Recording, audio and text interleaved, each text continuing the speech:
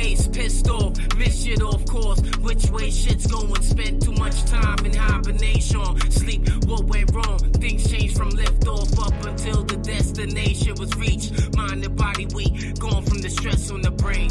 Lost in the void of space. What does it really takes to stay sane and maintain stability? Is this really me floating in a maze haze of what will I? Could I? Who should I be? Am I destined to weep and cry my life away for all the wrong mistakes I made and take the blame? Damn, this shit is so insane. Just wanna flow free like a river into the ocean. Not headed what for the fucking drain.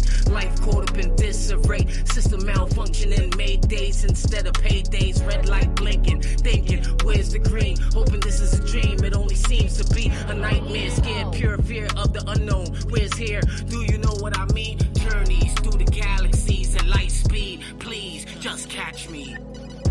Heart always crying, but my heart won't stay silent. Sky is the limit, but after that I'm not finished. Heart always crying, but my heart won't stay silent.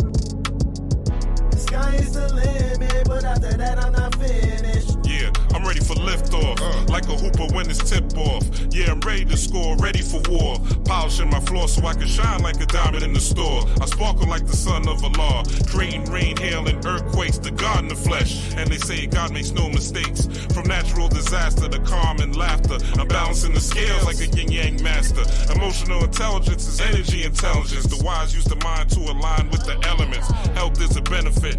Treat the body like a temple. They creating viruses to end you. State to state, new mandates are taking place. World's using faith as the government vaccinates. Hard to keep your head on straight in this world of the snakes. Reptilians pose as heads of state and Congress. You gotta shine on regardless. Glow amongst the godless, rise in Christ conscious. Free yourself from mental bondage and let there be carnage. You're the dragon, the beast, and harlot. In Revelation, I got the heart of a gladiator. Lightsaber like Luke and Darth Vader. Training like a Jedi Knight to fight ops to get the crowd jumping like a New Year's ball drop. Let's go! Heart always crying, but my heart won't stay silent. Sky is the limit, but after that I'm not finished. Heart always crying, but my heart won't stay silent. Sky is the limit, but after that I'm not finished. Heart always crying, but my heart won't stay silent. Sky is the limit, but after that I'm not finished. Heart always crying, but my heart won't stay silent. Sky is the limit, but after that I'm not finished. Another one. Another one. Another one. Another one. Another one. Another one. Another one. Another one. Another one. Another one. Another one. Peace, power, prosperity. Ra Black Storm is in the building. Shout out to everyone who tapped back in. Shout out to Hollow. Shout out to Philip Boom. Right, you come in the building, smack that like button. Let me know that you are here. I have two very special guests tonight. All right.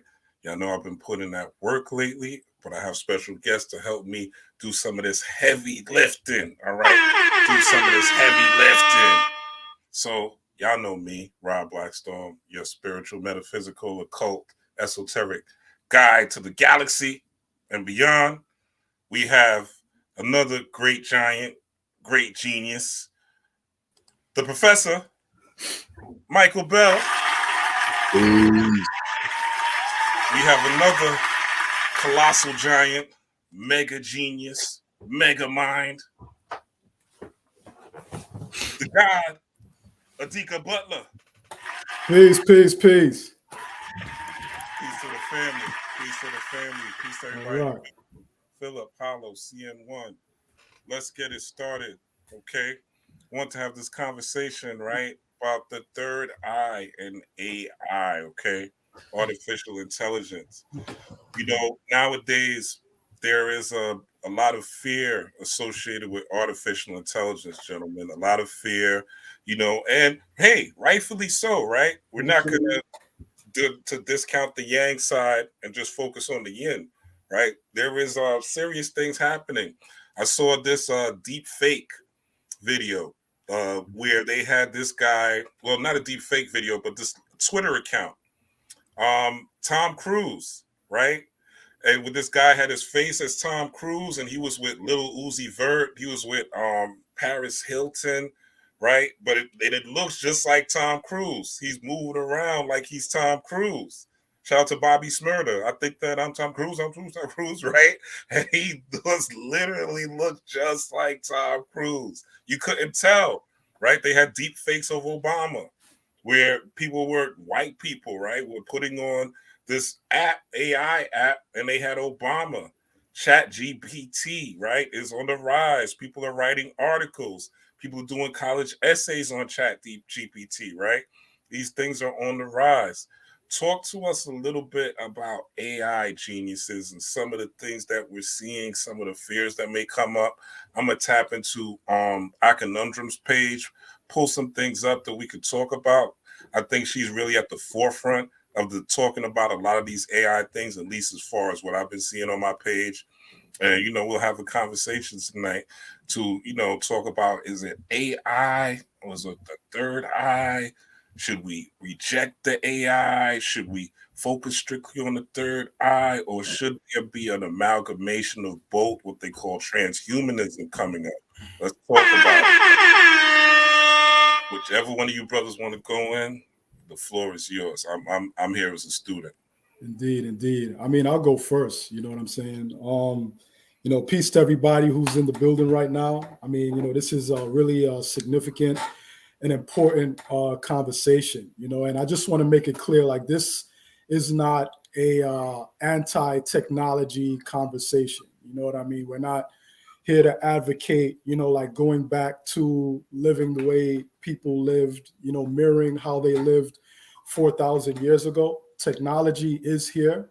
And, you know, there's nothing that's going to allow us to like really roll things back, so to speak.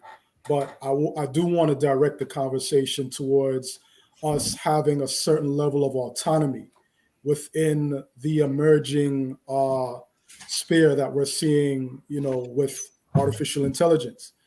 And one of the things that I see right away, like my first experience actually, you know, with the whole conversation as it relates to the last 2 months or so, was the whole thing that was going on with, you know, everybody testing out the Magic Avatar, you know, app, where, you know, people can like get like automated images of themselves that look like they were done by, you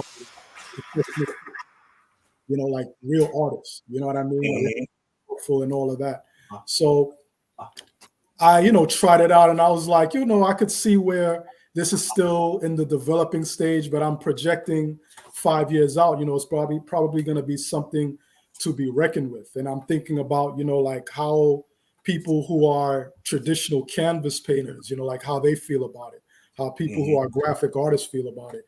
But then, you know, in my quest to like, you know, just be up on technology and familiarize myself with things, you know, a little bit more, I was told about this application known as Midjourney that allows people to generate the same type of images, but the images come out a little bit more elaborate. You know, they look a lot better. So I was looking into, like how to like work with this thing in conjunction with the, what was it? What was it called? The Discord app. So I think, the two apps work together. So I'm looking at how to like, generate these images, and I see the logo for Midjourney. And then I was like, yo, like it just hit me right away. I was like, the logo is literally the image of a boat in the ocean. And the app is called Midjourney. So that automatically had me thinking about the Middle Passage, which is a middle journey. And then I started to think about the whole concept of, being enshackled. But the question would be, who's enshackled? The people who would be enshackled by these emerging technologies are those who are more passionate about being seen than they are about actually owning their intellectual property. Now, what do I mean by that? As we saw with this whole thing going on, you have ChatGPT, which is put out by a company called OpenAI. There's a good article that people can read to get more information on this technology and where it's going in Forbes magazine. They did an interview with the CEO of OpenAI. I think his name is Sam Altman. And, he talks about pretty much, dismantling or changing capitalism as we know it with this new technology. But not to get too much into that, I was looking at the whole idea of people just having more control of their intellectual property, because essentially when somebody uses ChatGPT or any other platform that will be arising in the next few months, next few years that works with a similar system, they're essentially aggregating material that is already made available online, and they're pretty much synthesizing that to like come up with new material. So let's say you want to do a term paper on the rise of the Ottoman Empire. It may be like synthesizing the works of dozens of professors from like universities all across the world, and then it's synthesizing all of that, and it's giving you something that is very concise based upon like whatever you put into the prompt. So what I was thinking with that, and I could be wrong, we're still in the early stages of it all, but what I'm thinking is that it's very much in people's interest to like make sure that their intellectual property is not just like, if they really value it and they're trying to monetize it, that it's not just cast away and just given away on these free platforms like TikTok, like Instagram, like YouTube. Like if we're really looking to monetize, our work, our creativity, our intellect, then we want to really modify and be really careful about how much we give on these platforms. Just to keep it transparent, I had a blog from 2009 through 2019 called Third Eye Max. And I took down a lot of my material.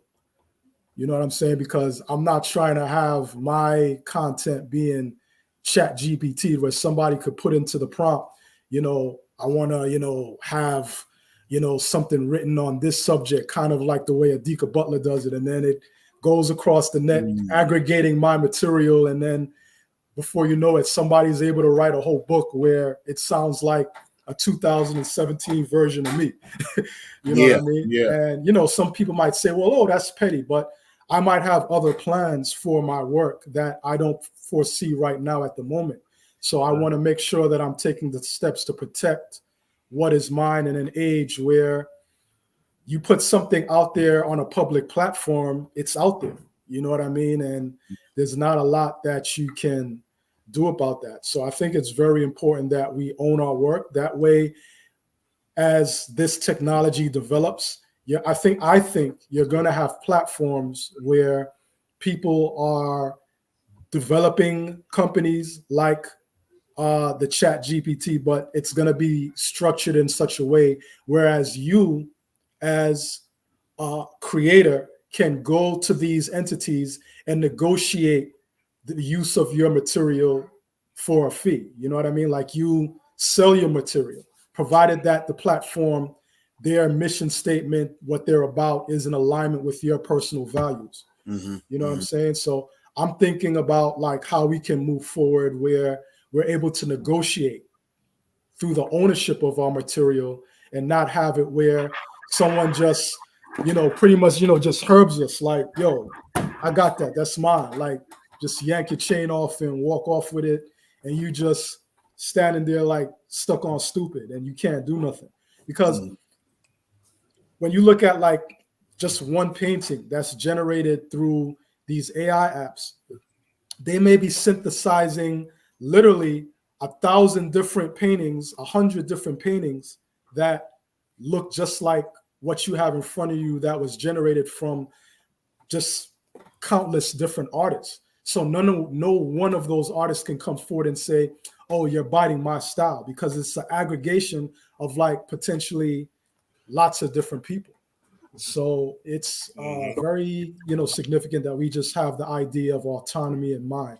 We don't have to demonize the technology. We don't have to like scare people away and tell them don't mess with it. We just need to be mindful about what it is, educate ourselves on how to use it to our best advantage. And if you're a creator, make sure that you have control over what you create. And, that's pretty much where I stand with it. Hey, now I agree 100%. I think that another facet of it is that when we discuss things like artificial intelligence, right?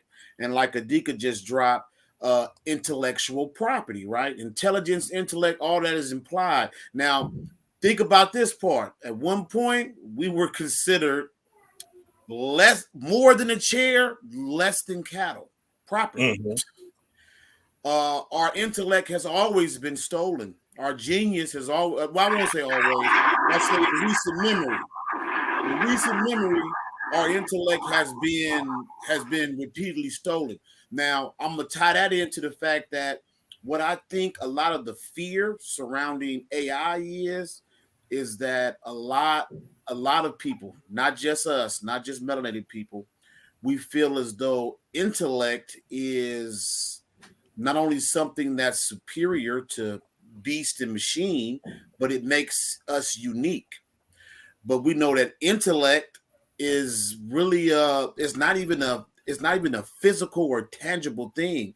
The mere fact that now we're at this point where we believe that we live in a simulation in the universe, that joint I tagged you in, Rob, about where they were talking about this, the precise mathematics that make up gravity and the universe, and the fact that these things have been found on countless temple walls over eons, right?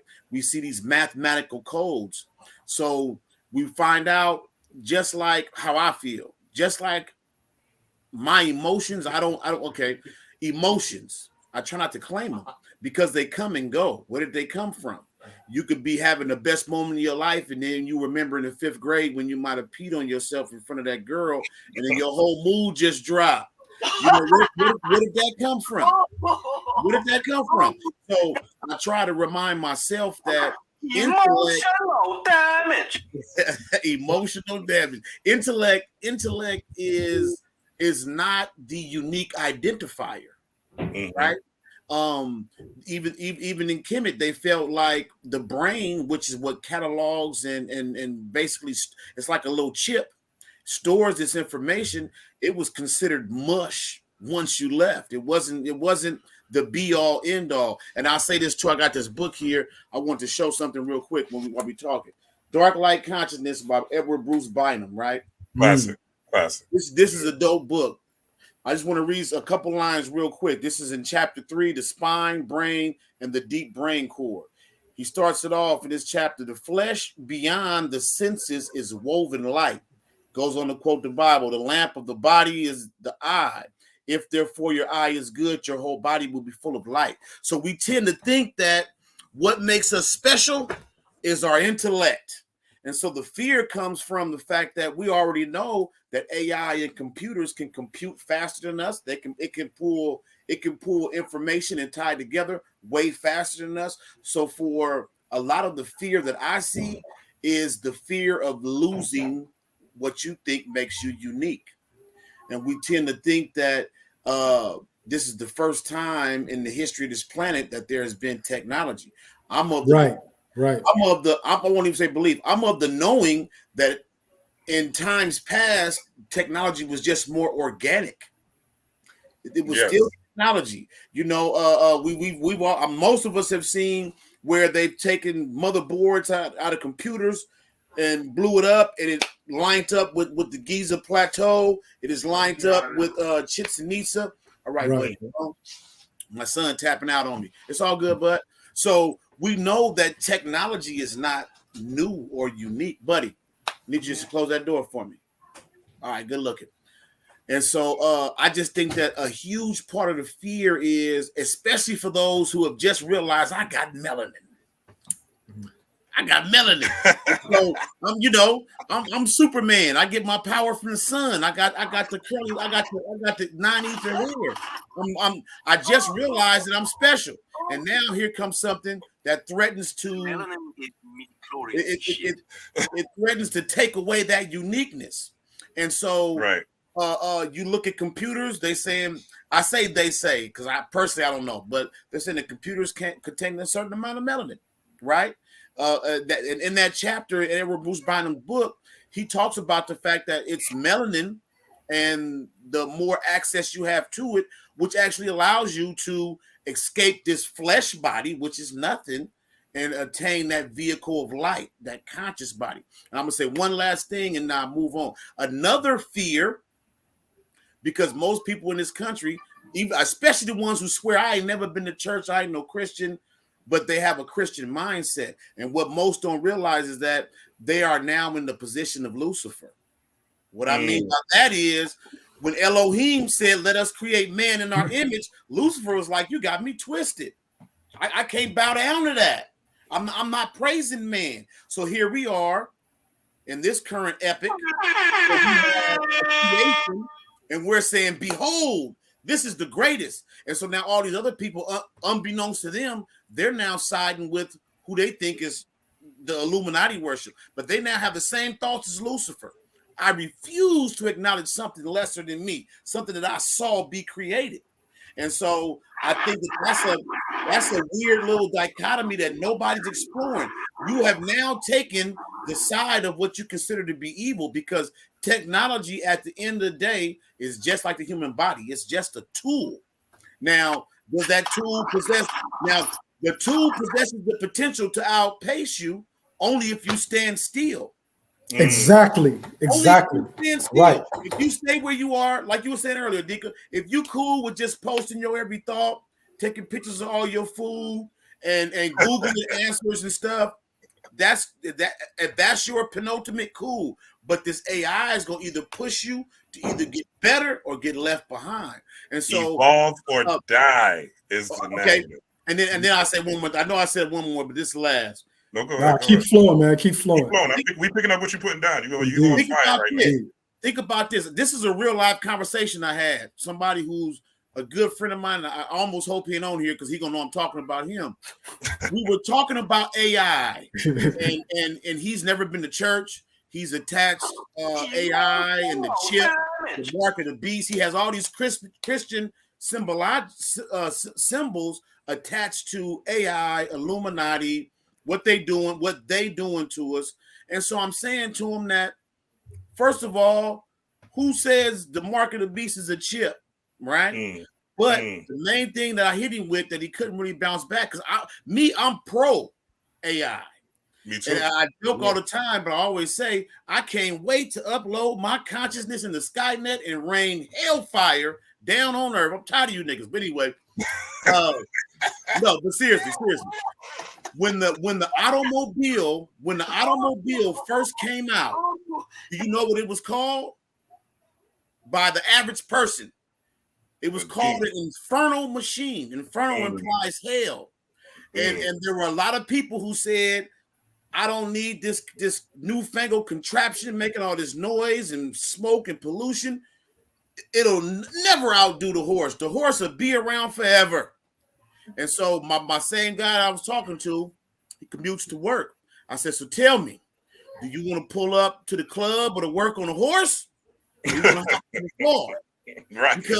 Because a few hundred years ago, a car was synonymous with hell and everything bad. It was not good. It was loud. It was this. It was that. But now, a few hundred years later, we've adapted to it. Most of us cannot imagine a life without access to a car, without access to something that operates on the same mechanics of a car, plane or automobile. So a lot of what we're dealing with now is that fear of being replaced, not understanding your place in the grand scheme of things, because a lot of what you hear when something is bad, it involves an invisible they.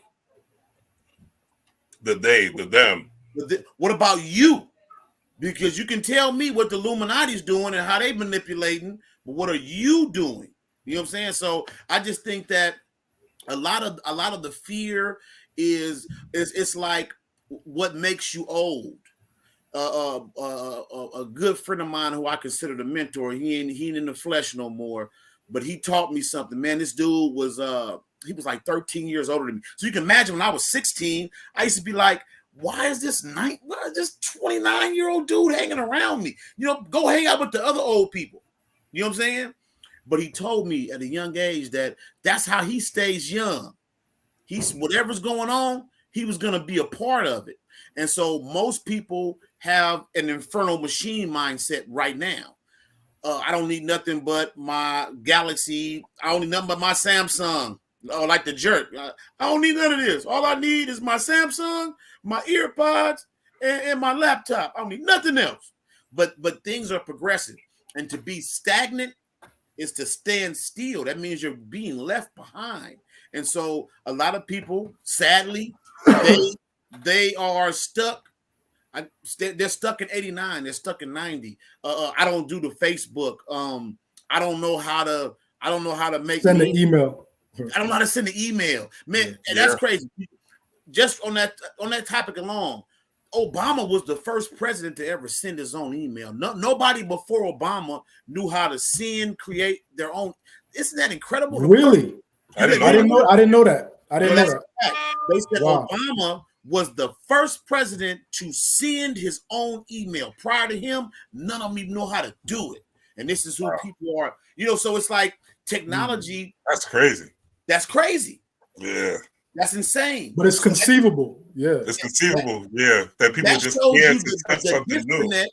That's the disconnect between the future and where we are now, is that there are tons of people functioning, some at a high level, that don't have the basics covered.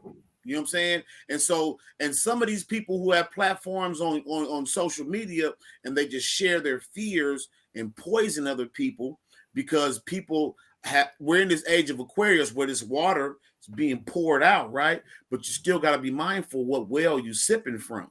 You know what I'm saying? And so for me, that just sums it all up. That for me, I look at it, I kind of laugh. When we talked and I knew we would have this discussion, I kind of been prodding and egging people, you know, just to provoke thought.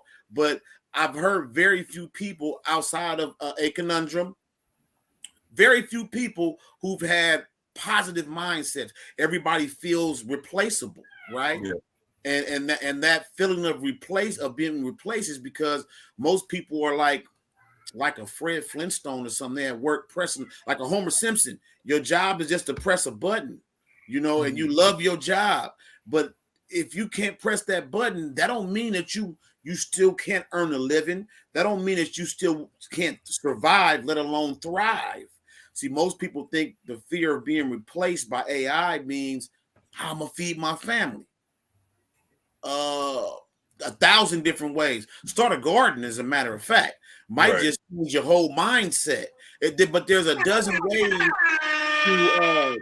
to survive and thrive that you don't have to feel threatened by something that's ultimately a tool, just like your own body, just like your own mind. Indeed. And, you know, like just to like, you know, like piggyback off of what you were saying about like the whole idea of, you know, like elevating like the intellect and having this perception that it is the highest height of what we would call applied intelligence. I wanted to like just go over like just the different forms of AI, and I wanted to like even share a personal story of, you know, like my interaction with the most basic form of AI. And, you know, a lot of us have interfaced with it on some level, mainly through social media. Like there was a point during the summer where I had posted on this Catholic secret society called the Nazarenos. Mm-hmm. And if you look at how they're dressed, they look very much like the Ku Klux Klan. Like they wear these cone-shaped hats. And I was making connection between this Catholic secret society, what eventually became, you know, the Mano Nero, the Black Hand, the Mafia, the Italian Mafia, and the Moorish legacy. The lead pic that I had showed these Nazarenos from Spain, and my post was like within like a few minutes, it was flagged. Wow. And the reason why it was flagged, I found out, was because it was identified as potentially being some like racial hatred type of post. So they assumed, you know, that my post was like some Ku Klux Klan, pro Ku Klux Klan post. As a black so they man. took it down. Yeah. But the reason why it was assumed so is because these platforms are working with these artificial intelligence, but the form of artificial intelligence that it's working with is what you would call like narrow AI. So narrow AI is like, it's pretty much like a worker drone. You know, it does basic tasks. It doesn't have the ability for abstract thinking. It doesn't have the ability to think outside the box. So that's where we're at right now. So the idea that we're replaceable is, you know, if that's even like something that would even happen, we're not at that point yet. You know what I mean? We're at a point where humans would be required to manage these technologies. What they're looking to do is get to a point where from there you get to artificial general intelligence, which is a little bit a step above that. So that's like artificial intelligence that can do tasks on its own without any type of human supervision. You know, it might even be capable of like some instances of what we might call like common sense. And then from there, you have the third level, which, you know, according to most tech people, you know, we're far away from, and that's artificial superintelligence. And that is the intelligence that would reflect like a superhuman being. You know what I mean? Amazing imagination, amazing creativity, intellect beyond what you can fathom. You know what I'm saying? And then on top of all of that, they're able to express levels of intelligence that go beyond the scope of what we would call rationality and intellect, you know, more into the creative space, the right brain space. So that's... Would this be like, not to cut you off, Adika, would this be like Neuralink transhumanism, basically, where we're at the ASI level, or would it be where we're at the AGI level, where we're, you know, where we're competing in about 2040? Yeah, I think the Neuralink would probably more so be the AGI level.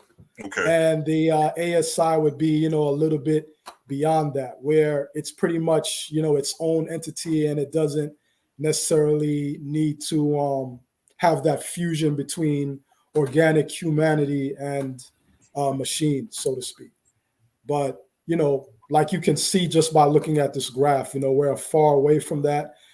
Sam Altman, you know, the CEO of OpenAI, which is the maker of ChatGPT, he's talking about how, you know, we're quite a way away from having, you know, even the second stage. You know, we're pretty much still in the first stage. But, you know, what we're seeing with the first stage is, you know, pretty interesting. You know what I'm We didn't saying? even Like, hit the meta. We didn't even hit the metaverse yet. yeah, Right? we didn't. Like my Everybody wife, was getting the metaverse in 2020. my wife called me over because I had told her about ChatGPT, and she had like pulled it up, and she was like, "Yo, Adika, let me show you something." And she put in like a simple prompt. I don't remember exactly what it is for like a sitcom script. You know, like a summary of what you can do for a sitcom.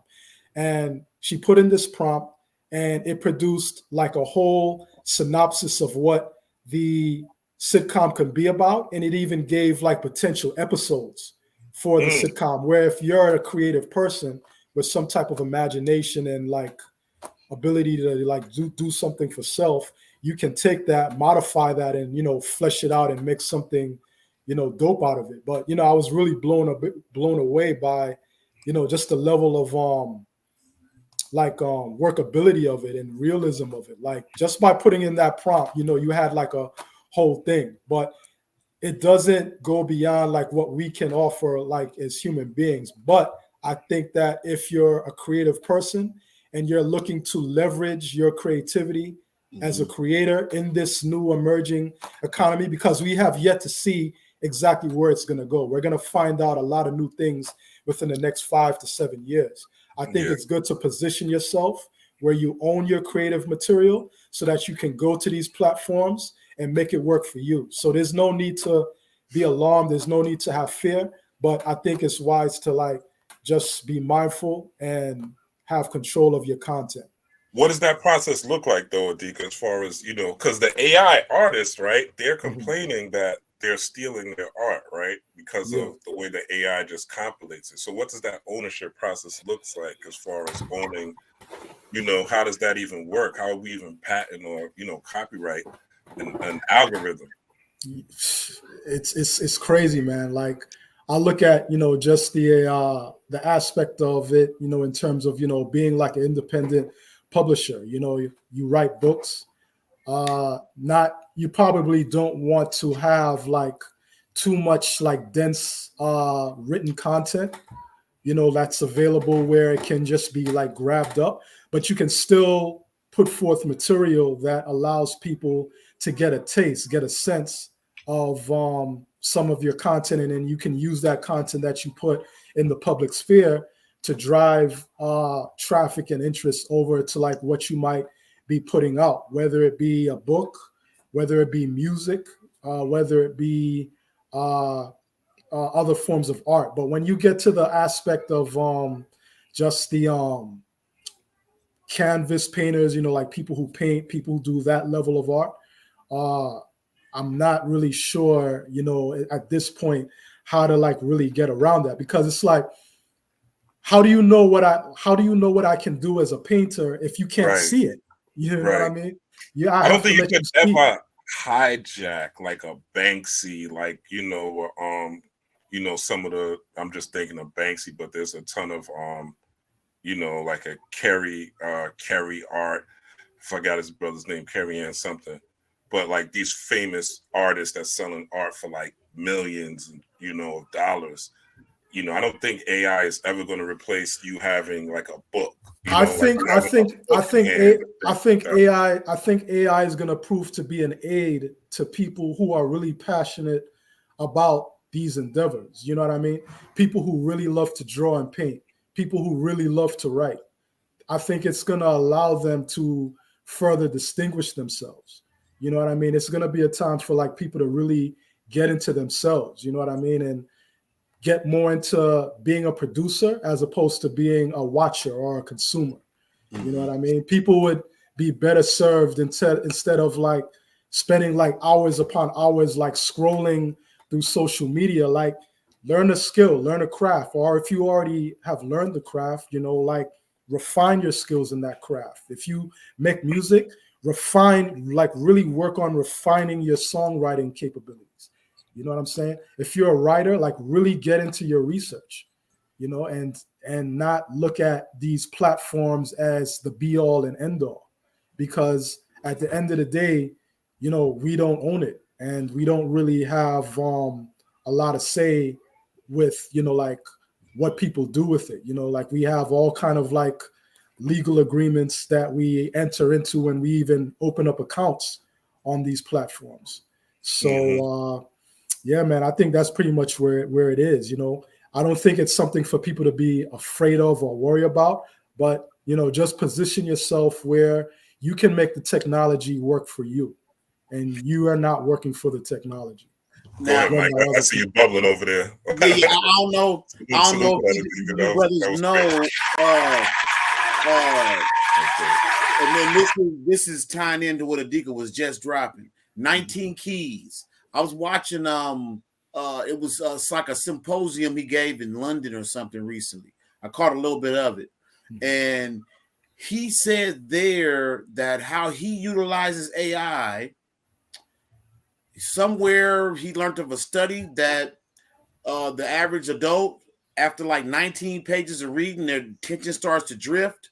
So every 19 pages in his book, he said that he has AI generated image that's like an amalgamation of everything that was just presented.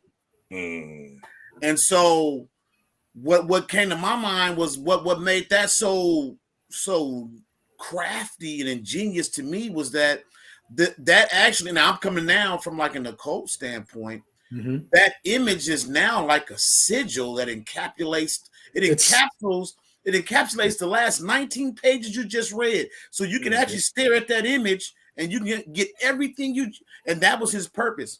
You can download it. Yeah, it's visual download. He was actually advocating the use of AI in that manner. So number one, he's not paying anybody for all of it. You don't have to, you know, like in my book, I'm not gonna lie, I jacked a lot of images. The ones that I did have recreated or that I had in mind, I went to what's the little site where you find all the people? I can't think of it now. Fiverr, yeah. I was a regular on Fiverr. Hey man, I need the image that looks like this, that, and that. And then most of these dudes is over in India, somewhere on the islands in Africa, Nigeria. Out the gate, you from America. So I'm gonna hit you up $300, man. That's you know. But I'm just saying, I have to say that as a tool, it has definite uses that are in the benefit, like you said, of the creator, the innovator. Because I can say this: everything you just said, I'm actively doing. I don't have the time. I have movie scripts in mind that I need to flesh out. I'm using same here.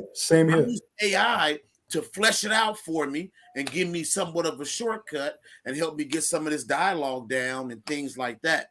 Because again, you have to view it as a tool and definitely not like a couch. See, social media has a lot of people, like you said. I think it's the Lensa app everybody's using now, right? And it's become a tool. I mean, it's become a couch.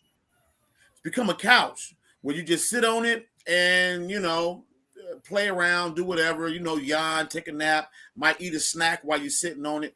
But it's actually a tool. And you have to find ways that line up with you, because I'm seeing the potential that, man, you wouldn't even believe the job I got. Most people who talk about it. I know where you're going. Talk about it. Because it's going to free me up. Yeah. I have a job right now. Regrettably, I'm good at it. I do industrial construction at refineries. Okay. And even the guys that I work with be like, Mike, why are you here? Yeah. I'm there for the pay. Matter of fact, one of my nephews told me something still blows me away. He's 20 years younger than me. And he said, man, I'm going to tell you, why you get into it with people at your job, you know? He said, because you walk around in a spacesuit like an astronaut. And I'm like, what the fuck that mean? He said, man, you supposed to be in outer space. What the fuck? They feel like, what the fuck you doing around me? My manager, that's funny. My manager told me that Friday we had a meeting. He's like, I know you're smarter than this, but you know, it's the job, you know. But he was like, I know you're way smarter than what you're doing right now. But see, and I forgot you told me that. I'm in a position. I'm in a position now where, number one, I've made it part of my routine. I still do everything I need to do, but I'm there only for the pay.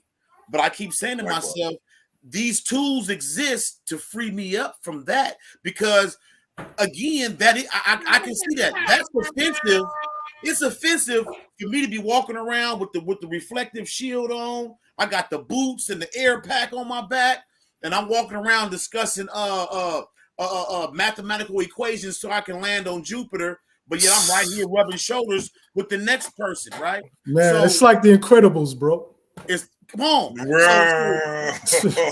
on. Yeah. Yo, when I saw that movie come out, it really hit home. Like, oh shit! Like, To me too. This And is you know, I me right worked here. in many a cubicle, so that shit touched my soul when I saw him.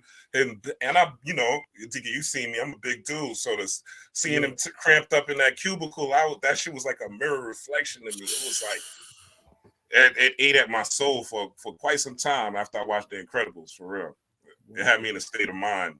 Go ahead. I'm sorry. Go ahead, y'all. Nah, I mean, just like overall, I hope that somebody did tap in, hoping we was gonna tell them how AI is gonna replace you and steal your soul, and then you come to find out that nothing could be further from the truth, you know. And I just feel like the whole conversation and the mindset around AI and the future. Because I'll say this real quick: those who consider themselves conscious, we like to a lot say, you know, how in control and how aware you are. But in the same voice, you hear people say what's being done to us, that they are doing this and they're doing that. But you have to believe, like Bobby said, they may run around this motherfucker, but they don't run it. Everything that's happening now, especially for the spiritualists, it comes down, it becomes dense, and then it manifests in the spirit. So whatever's happening now, this is what I tell myself. My ancestors, those spirits, they thumbed it up. That they gave it the green light, or else it wouldn't be happening right now. Exist. We're in the age of Aquarius. That means that we're Aquarius, big data, AI, all of this is not coinciding. It's not coinciding like by happenstance or just because coincidence. It's happening because it has to happen, you know. And I was saying to somebody recently, I bought an old book off of YouTube, off of Amazon, and it was an old book. It was like, it said new / you know, new, barely used, whatever, lightly used or whatever. Mm-hmm. But when I got the book, it stank, man. It literally, it smelled like it had been sitting up. It was brand new, mind you, but it just had that old smell. And so at first I was kind of suspicious. I was thinking maybe this book is like a plant, you know, maybe they put some, you know, they've been had this information and they just releasing it right now because they setting me up for whatever. But then, to be honest, I had to get past that they mentality and say, no, this book has been somewhere held up, but in perfect condition. And now's the time for it to be released. It's not a conspiracy. Nobody's holding this information back and releasing it now to send me on a false rabbit trail. So a lot of times I think that I just wish that the mindset of what's happening now is meant to happen, and it's meant to happen in your benefit. In your benefit. And that's really for me what sums up the whole. Hey, that one image you got up about right there about the portal at the news at the airport. I see those. I think that's dope. I tagged you in another one on IG, I think other night, Rob, where they got the portal on the beach where you can go. Have you seen? And so I saw that when you said me, yeah. You know, that's minority. We live in Minority Report, you know.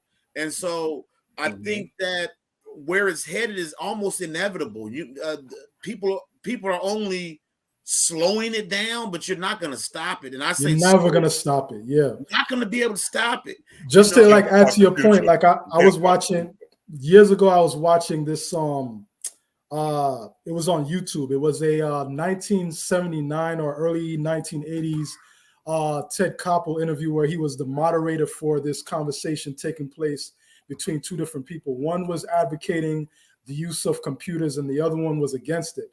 And the guy who was against it, he was talking about how computers are going to like take jobs away from people. This is like 1979, early 1980s. And, you know, to listen to that interview and hear the two guys go back and forth, both of them making intelligent points, but knowing what we know now in hindsight about how much opportunity it's created, the computer, it sounds, you know, very laughable for somebody who this is all they know. I mean, we're talking to each other right now on the internet, through the technology made available here. So that whole notion that the computer is something awful and terrible would sound ludicrous to someone who's 20 years old. You know what I'm saying? Right. But that's how technology usually is. You know, like people shit on it and they, you know, spread a lot of fear about it. But the more that you're able to like see an opportunity in it and how you can use it to work for you, as you know, the professor has been saying, you know, that's really where it's at. And do you know too that they say now with the current generation, the younger ones, like really like 2 and 3 up until like maybe 20, they're saying that they are, now this is the new lingo, they are tech natives. They have not existed at a point where tech did not exist. Those of us in our age brackets, we are at best tech savvy. Tech savvy, right? And see, we know this because now I got a little nephew about 4 years old. Let me see your phone. Can't read, but he know how to go to the Apple store. He know how to go to the Google Play Store, download that game, and start playing it. Right. Whereas I remember I was just joking with one of my nephews last night. When I got my first iPod, I gave it to his mom to give me some music to listen to at work. And she put all slow, sad songs on there. Music Soul Child. It was, you know, nothing I wanted to listen to. And so my nephew was just saying, like, yeah, that was back in the days when he made the iPod sound when you scroll through the songs. And so he was like, yeah, and back then my mama computer was this wide. That was just early 2000.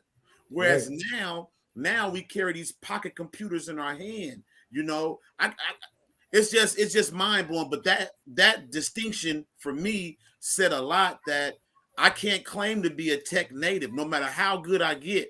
I'm just tech savvy. So this generation coming up behind us, even I would say the next 2 or 3 behind them, having an implant is going to be like, I was telling my daughters that their grandkids liable to say, you mean to tell me your dad didn't have an ocular implant?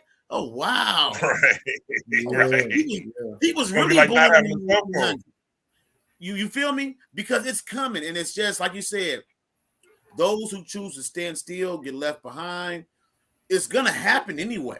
It's not going to be stopped. And just to bring it full circle, the wheel wasn't invented.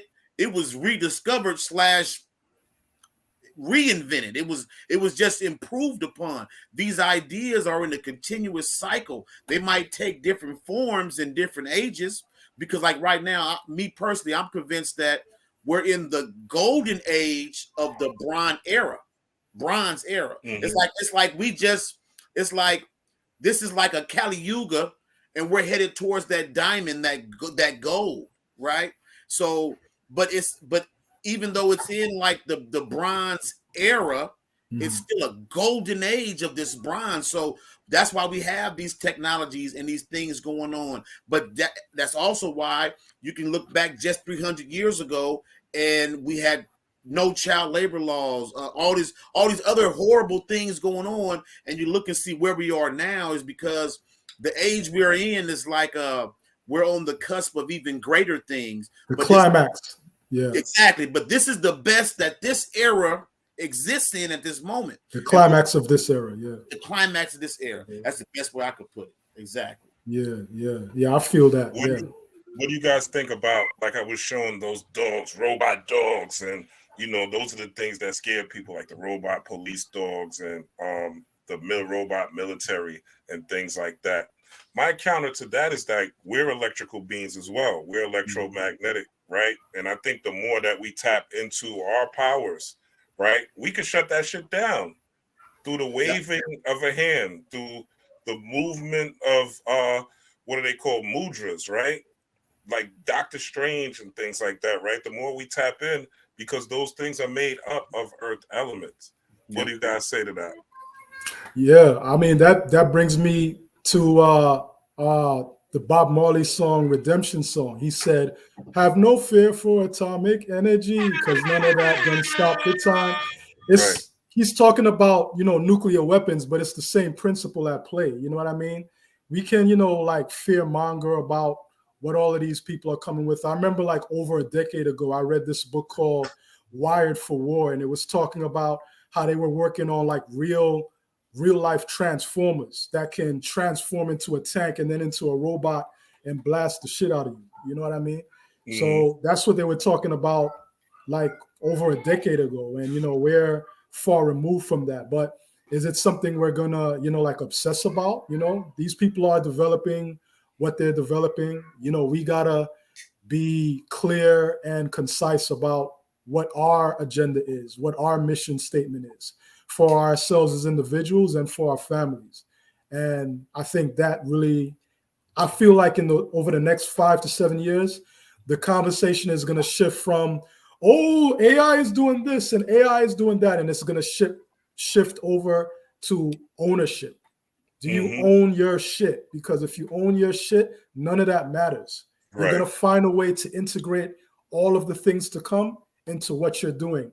If your focus is on, just on how the technology can hurt you. So I'm not really worried about all of that because I feel like a lot of that is put onto social media as a form of like propaganda to keep people in a certain mental space so they don't get in on the action. Right. Now, let me say this too. I'm gonna share my thoughts on the robot dogs. I'm gonna tie it in. What most don't realize either is that every time you log on, everything you do on social media, you are actually aiding AI in its education.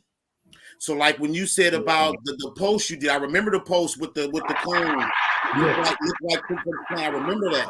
And so a lot of people will post something and they'll say, "Oh man, they own me. They shut me down." It's not even people. It's AI. Yeah, it's AI. But it's simple AI. It's like a dumb security guard. It has a very tight parameter on what to look for. Right. So now I'll say that to say, let's transition to the robots. Right, the robot dogs coming to kill and hurt. I posted about this because it's funny. This for me is crazy because a lot of what we say is not even new. We kind of rehash old conversations. Well, a while ago, I was talking with somebody about the fact that they were talking about, this was years ago, about AI, whatever. So I said, now, back in Kemet, they had trained baboons that ran with the police. Yeah, and so, because my guy was a Kemet guy, right? So I'm like, they had trained baboons back in Kemet. So tell me, would you rather be shot by a robot dog or would you have a baboon tear you limb from limb behind a loaf of bread? Which one? Because in the end, this is not a reflection on the baboon or the AI. It's a reflection on the ways that man comes up either to be cruel to man or to keep man in check. You know what I'm saying? A lot of times we talk about government.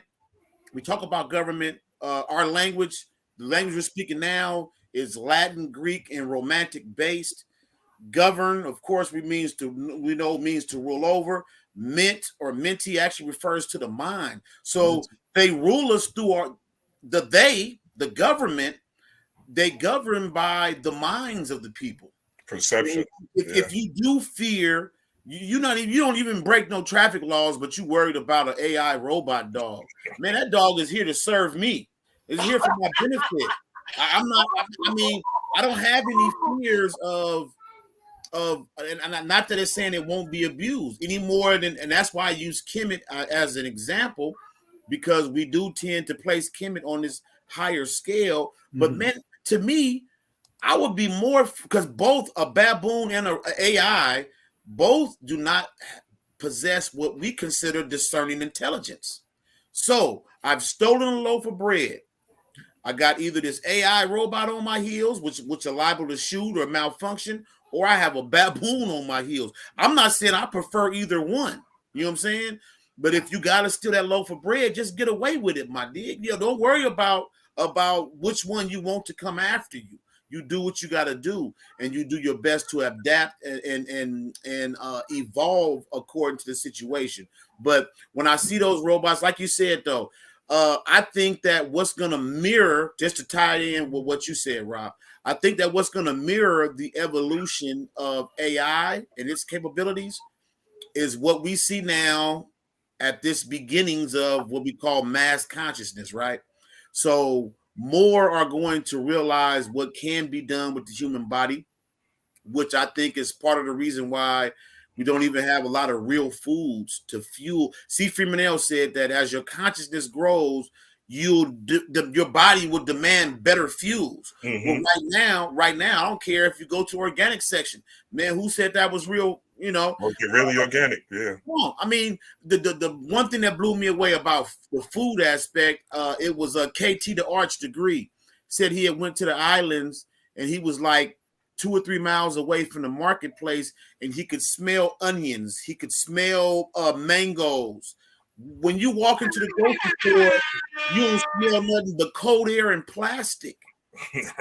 You should walk into a and that, when he said that, it blew me away, because at the very least, you walk in a grocery store, you should smell something sweet like cantaloupe or watermelon. You should smell garlic. You should smell onions. Onions, yeah. So I'm just sad to say that I think part of what's going on is like a limiter. We get this on one hand, you got a limit on the other, and it's about striving and moving forward.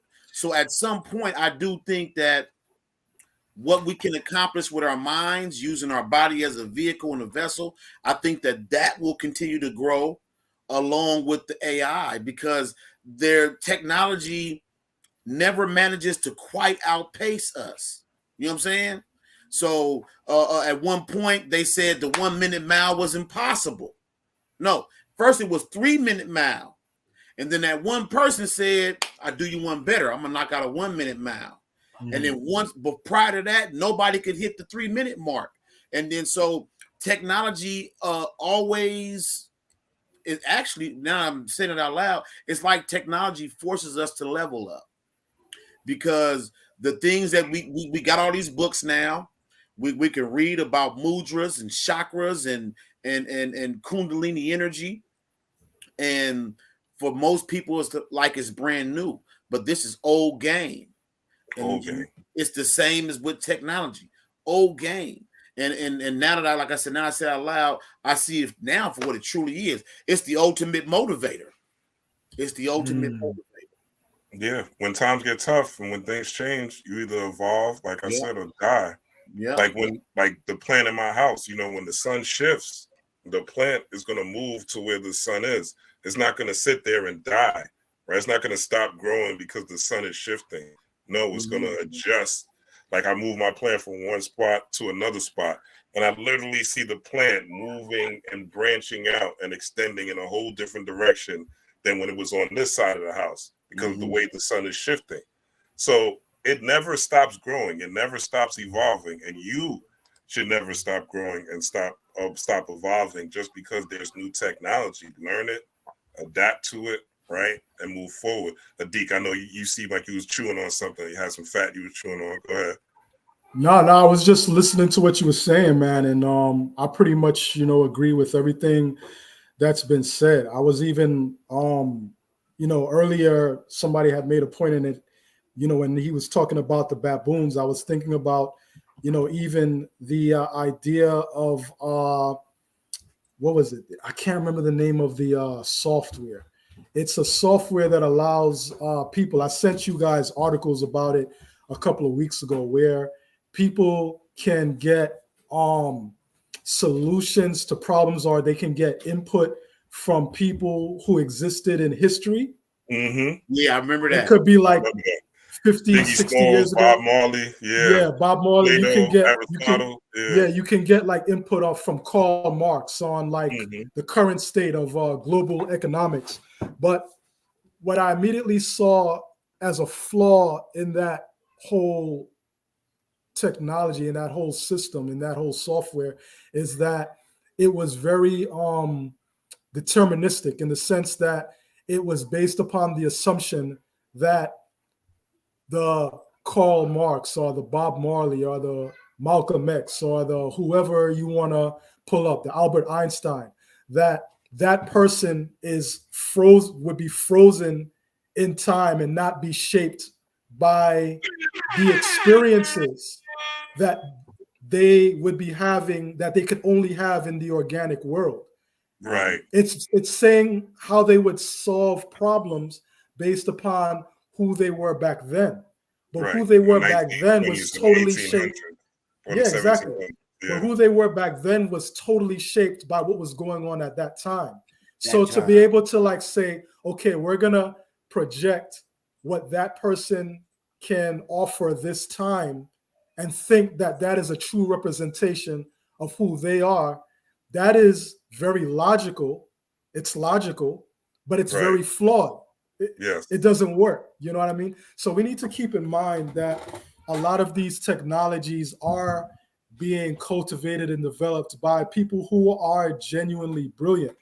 But even within their brilliance, they have a very deterministic way of looking at things, and they don't have the ability yet to account for the different variables that make up what a person is. You know what I mean? Like you can't create something that's going to sound like what I'm going to say right now. You can use my old material, which I might want to use in a different way in the future, but you can't use who I'm going to be in 2027, you know, and say that, you know, that's who I am. You know what I'm saying? Like it's just ridiculous. Mhm. And I'm just looking at the fact that a lot of these technologies are being made by people who don't think like us, and we need to keep in mindset that because they don't think like us,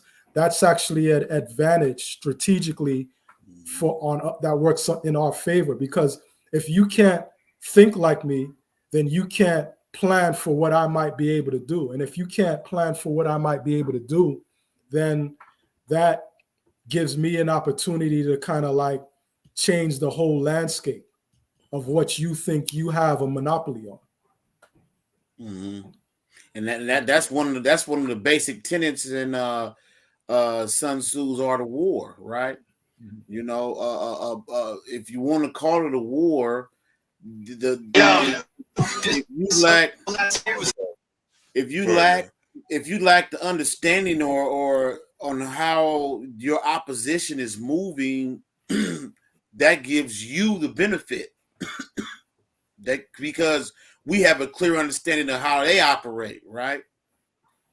And so that does present us with a unique opportunity to excel in ways that that they would never realize or never think. So I definitely agree with that too. Mm-hmm.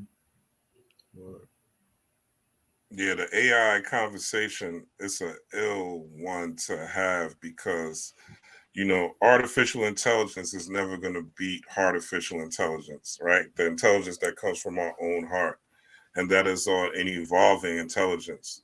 You know, we were talking about, I think the other time we were having a conversation about how people, you know, when we were at a certain age, how people were, you know, we thought we knew everything at 20 and we thought we knew everything at 30. You know, we thought we knew everything, you know, at these different ages of development. But as Dika, you were saying, you know, we all grow. Things change over time. Mm-hmm. And the same way AI is smart learning, it's basically just copying. That's how AI learns. It just copies and literally imitates, and imitates over repetition. Right. So due It's to like repetition, somebody knowing the professor Michael when he was in high school and right. projecting that into who he is now. Like who he is, that was like a whole lifetime ago. You know what I That mean? was like that was 2 different me's ago. Exactly. Yeah, Tupac at 25 is going to be way different than Tupac at 50. You know, Exactly. Biggie at 23 is going to be way different than Biggie at 53, right? Yeah. They're totally different people. So you're never going to really get the full essence of who they are or the full essence of what they are. You're never going to beat the heart, you know, the AI or the AI from the heart or the artificial intelligence. The artificial intelligence is always going to win because it's always going to contain your growth and your spirit and your new renewed spirit. And this is how we're always going to win, because we're always going to have the ability. And there's a lot of melanated people too that's behind smart learning, that's behind AI development, right? Most of the new tech graduates coming straight out of Atlanta, like they're coming out of Georgia Tech. They're coming. That's where most of the recruits are coming out of Georgia Tech. I remember in 2020 they were talking about that, how they were looking for like more and more Black people because they were coming into and coming up with the new innovations. I remember Nipsey had a Black guy, African brother, who he met in the McDonald's. Idris Sandu. Yeah, Idris Sandu. Yeah, and he said he met him and he was playing, moving things with his hands, right? You had these smart gloves. He was able to move things. We saw that in Minority Report, right? But he already had it in real life, in real time. Not out of a movie, but in real time. So there's a lot of us that are behind this. That's these creations. A lot of times we tend to think it's just white people, or it's just the man, or it's just the government, or it's just Great point. But it's a lot of us. Even the computer that, like the laptop I'm using now. Shout out to what's his name, brother James Dean, right? Created the personal computer. Usually them shits was big as hell. The first IBM computer, that shit was in a fucking damn near warehouse, right? Yeah. This little Took up the whole wall. Warehouse, right? So without James Dean, not James Dean, I forgot. I think his name is Mike Dean. I might be saying it wrong, but he created this computer that we have. GPS was created by a Black woman, A Black woman created GPS. We know about the Hidden Figures story from the movie with the sister with the rocket that they say went to the moon, right? Who knows? But she came up with the coordinates. So we have to infuse, especially in our children growing up, the which we talked about before we came on, right? The genius of them being competitive, right? The genius of them knowing that they are, for lack of a better word, the shit, that they are the innovators, that they are able to get into tech, that they are able to get into learning and being the geniuses, the Wakandans that they are. We're with Shuri in Black Panther, right? Shuri was always in the lab, right? And she's the new Black Panther, right? She always was in the lab, right? Always in the lab, creating something new, innovating, right? So the new Wakandans are being born. The new Wakandans are already here. They're saying they found vibranium in the Congo, which they didn't. They just found cobalt and coltan. You know what I'm saying? Right. Good job. You know what I'm saying? But same cobalt and coltan that's powering this laptop right now. Go ahead, Adika. No, but I mean, what you're saying, I mean, that's pretty much, like we revere all of these like ancient people, the Sumerians and the Kemetiu and all of these people, but that's how they were thinking. They weren't thinking, they wasn't in Egypt somewhere saying, you got to work twice as hard because those Greeks, those ancient Greeks, they're going to be on your ass and you got to, they were telling their kids, just do what I taught you. You know what I mean? And that's going to be enough. Like Kanye West says something that I like. He says like, we're God's iPhone. You know what I mean? Right. Like we're still like the state of the art technology. I mean, some beautiful things are coming on the horizon, some really impressive things, but we got to just invest in ourselves. You know what I mean? And I'm not saying that as a man standing on top of a mountain talking down to nobody. I'm talking about myself as well. You know what I mean? We all need to invest in ourselves more, and we're going to see the payoff from that. And this is really like, the professor's been saying, like this is a call to arms for us to really get into that mode. And as you've been saying, Ra, like we got to just like step it up. Every great champion needs a worthy challenger. You know what I'm saying? And not to say that AI is the worthy challenger just yet, but it's a signal that something is, on the horizon. It's like they were talking about during the wars between the Carthaginians and the Romans. What was those wars called again? Punic Wars, yeah. Like, Hannibal's father told him like, yo, those boys, over in, the Mediterranean, they coming, you got to be ready. You know what I'm saying? Like, that's all he told him. So it's just for us to be aware that something is, emerging, something is developing, but let's, just chill and just be yourself and, just do your best. As long as always going to be the ultimate intelligence. And as long as you're creative and as long as you stay in a creative mindset, stir up that sacral chakra, right? That creative energy along with that sexual energy. And you always have that urge, that vitality to grow and innovate no matter what happens. And you like, yo, whatever this is, right? I'm gonna beat it, or if I can't beat it, I'm gonna figure out how to use it to my advantage. Right? I'm gonna figure out how to integrate it into my life. But there's nothing to be fearful about, there's nothing to be scared of. There's nobody that's more powerful than you. You are, as the Deacon said, the ultimate technology. You are the spiritual technology above all, right? But this physical body, right? The memory that a drop of DNA holds, it's like they said, like one little micro drop of DNA can hold like the Library of Congress's information. So think of how many cells, trillions of cells, with how much information that we haven't unlocked. Like I posted on Instagram, they were saying that we have silent synapses, right? Where in our brain just literally just unused, right? So this also comes down to the utilization of time. How are we utilizing our time, right? If we see these things coming, what are we learning? Are we on ChatGPT, right? Are we all looking at the deepfake technology? Or we are looking at some of these things that are coming down the pike and seeing, okay, how can I use this? Or what is this about? What is this about? Just so we can have awareness of what's going on, right? And network with people that are geniuses in these type of fields, right? They're on the internet. We're on the internet. We're sharing their stuff. We're integrating. Like Adika was giving me some ideas with things, and I was thinking about it. Like I was like, yeah, that makes sense, because there's innovators that are already working in AI that we're not tapped into, that we don't see them on the internet. We're not sharing them. We don't see them as guests, but we see the rappers, right? We see the football players, right? We see the quote unquote scholars that are telling you about flat earth, right? But what about what's practical here and now, right? If you can't get off earth, it doesn't matter if it's flat or round. Indeed.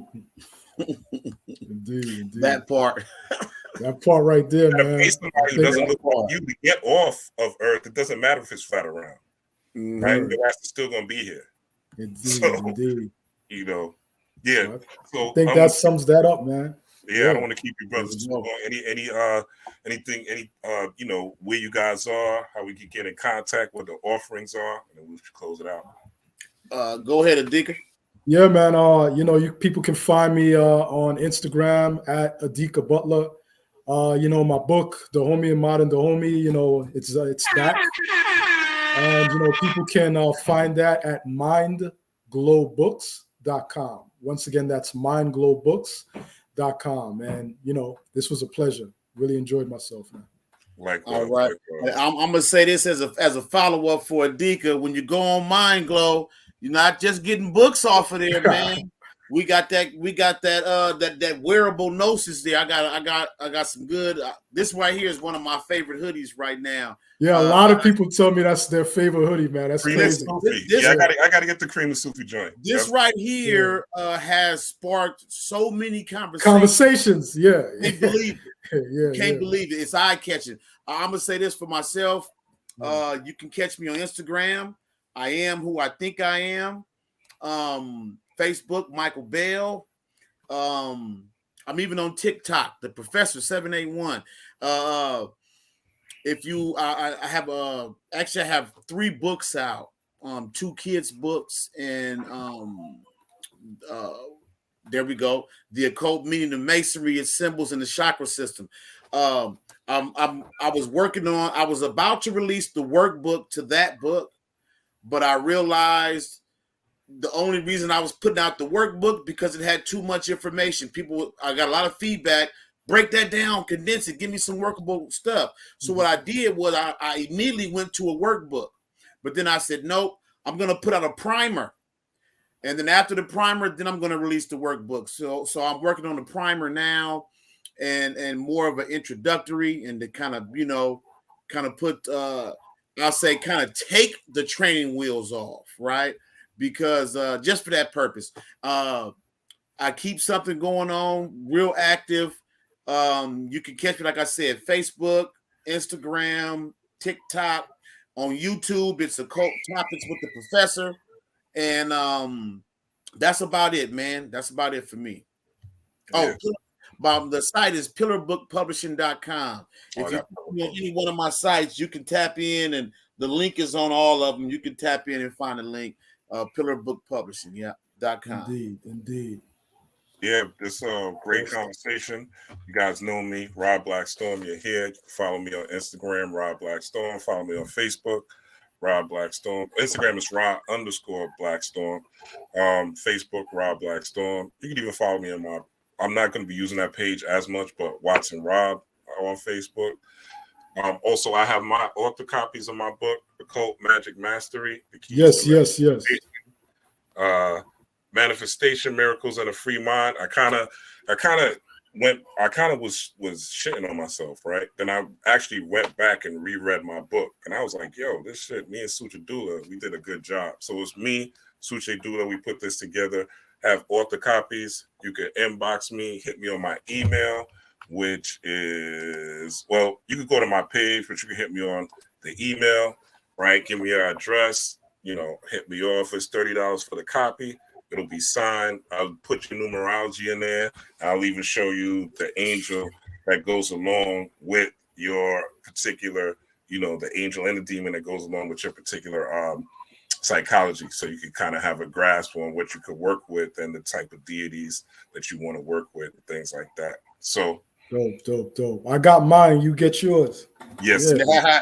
I got mine too. Yeah, I got both of these brothers' book. We're like a 3-man economy. We, I got some of Adika's merch as well, right? Mike got a hoodie coming. You know what I'm saying? I'm sure Adika's gonna get something soon. So we work with each other. So that's what you got to. That's what we got to do. That's how we're gonna beat AI, right? We got to work together. That's the intention avalanche. What people don't know, we quick to talk about.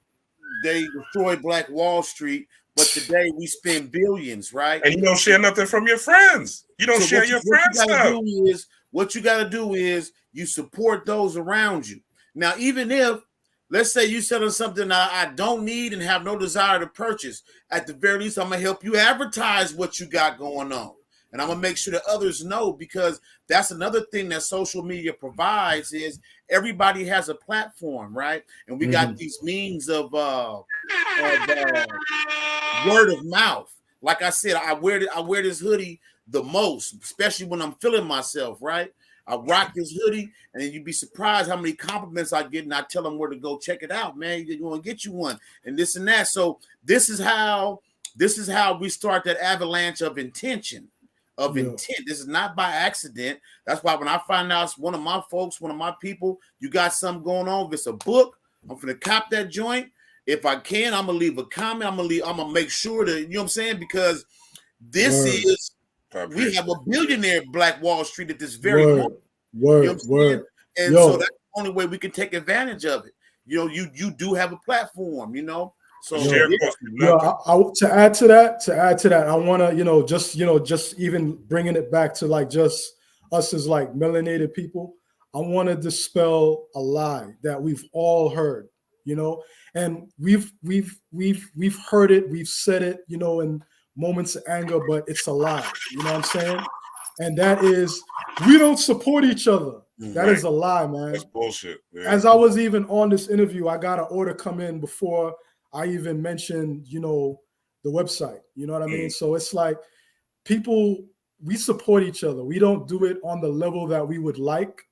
A lot of times as, in the independent, content creators and entrepreneurs and, what have you. But, we do got love for each other, and we do support each other to the extent that we believe that we can in a lot of cases. So if you're a person who has an amazing talent, people have been telling you, yo, you're good at this and you're good at that, and you're thinking about, making it into a business for yourself, don't be shy. Don't be afraid thinking like, oh, my people ain't going to support me.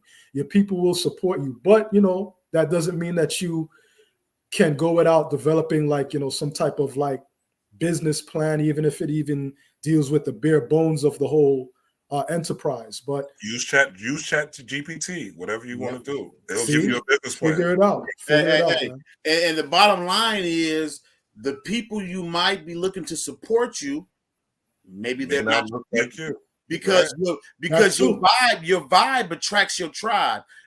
us three right here, I consider you two like blood kin to me, like family, like somebody I've known growing up. We all met on this metaverse right here.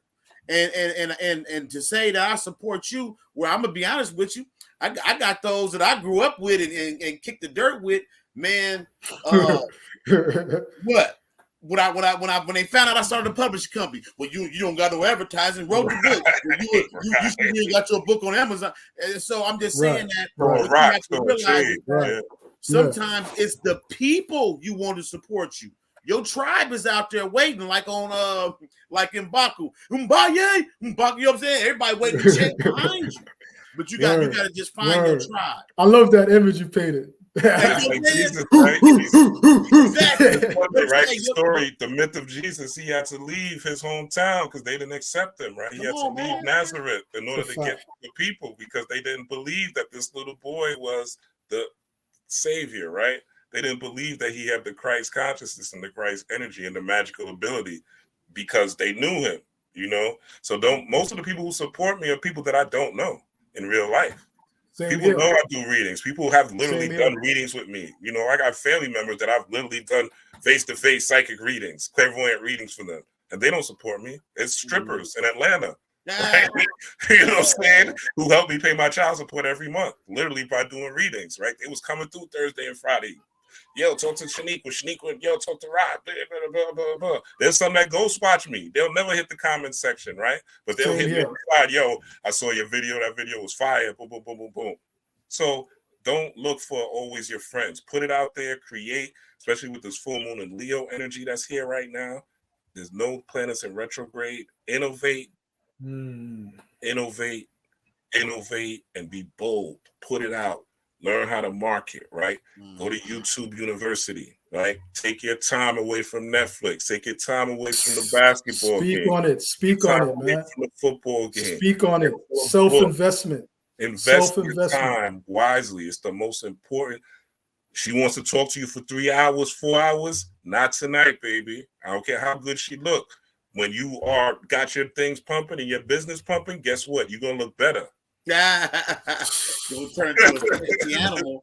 You're gonna look way better, and vice versa. If you're a woman, you want this man that's on a certain caliber. Guess what? When things are pumping and you got things going, you're gonna be able to attract a man of a certain caliber because you got your thing. You don't have to be looking for somebody to take care of you. And I need a man with money, and I got the tightest this and that, and why? Just to get what you want. You'll be able to create and innovate at the same time and still be a woman at the same, because you understand balance, right? You've been at the bottom, now you're at the top, and you understand balance. Vice versa for a man, you understand balance, right? To be at the bottom and be at the top gives you humility. So, you know, now's the time, man. We got to start making AI companies. We got to start making robots. We got to start making technology, and maybe not us particularly, but invest in a kid that you see coming up. The same thing that the Jews do with LeBron, and they look for a goyim and they invest in them, and they feed their families off of them. Mm-hmm. It hurt me to see Leo Cohen say, you know, how did I make my money off, you know, and he's at the golf course laughing off Sucker MC. But he ain't write a rap. He ain't produce a beat.